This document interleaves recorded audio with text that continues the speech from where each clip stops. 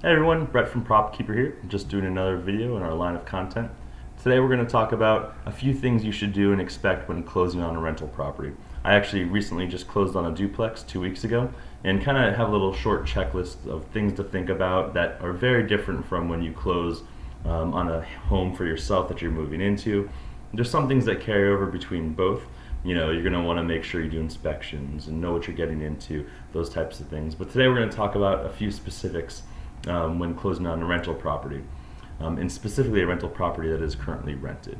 So like I said, a couple weeks ago we closed on a duplex. It was fully rented when we closed on it. There was some work that we do plan on doing, and so there's a few things that I do recommend going through to think about up front. First of all, talk to the seller. Make sure you understand how the rents are being paid. Is it auto debit? Is it check? Is it cash? How do you collect it? Understand how they're currently interacting, because when you go and talk to your tenants, you're going to want to understand how you're going to collect rent. It's a very important thing, is collecting rent when you're getting this business. Another thing that you might forget is security deposit. Did that seller have a security deposit? If so, how much? And that needs to be, you need to transfer that or figure out how that's going to work. Don't forget about it. And the first time I closed on a rental property that had tenants, we actually forgot about it all the way up until day of closing, and then realized, there's $4,000 security deposit on this property. We need to transfer that over or figure that out. So don't forget about that up front. Another big piece is contact info. A lot of times as a buyer of an occupied rental property, you won't have the tenant information until post-closing. So make sure that you bring that up and that they're ready for it, so you can have that right away. One of the things that I do like to do and I recommend is, if you can, try and talk to the tenants before you decide to buy. Sometimes when you do walkthroughs or inspections, the tenants will be there. Don't be afraid to ask them, hey, how do you like living here? Is there any issues? Are there things you need to see done? It'll give you a really good idea of what you're getting into, and it'll kind of establish a bit of trust, because you're starting to already ask about what their needs are, and you really want to have good relationships with your tenants. It's one of the things that I always try and establish up front.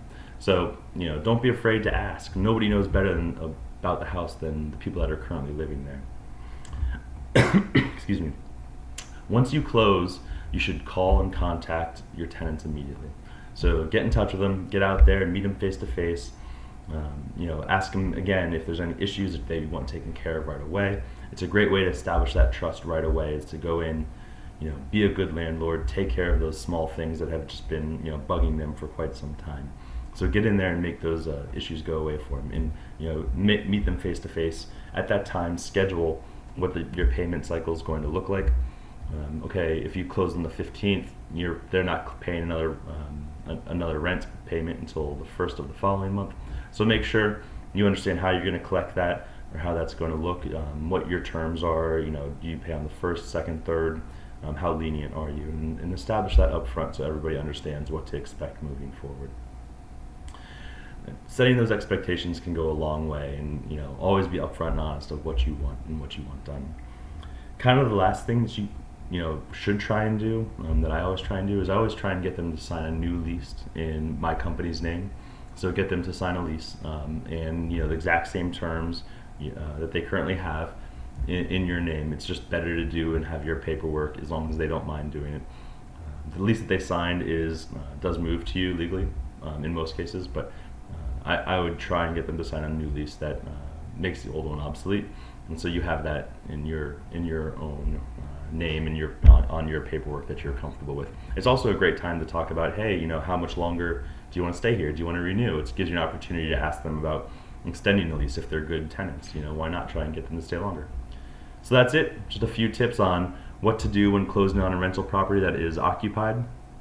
Hope you enjoy it. Please feel free to reach out to us at any time if you have any questions. Thanks so much.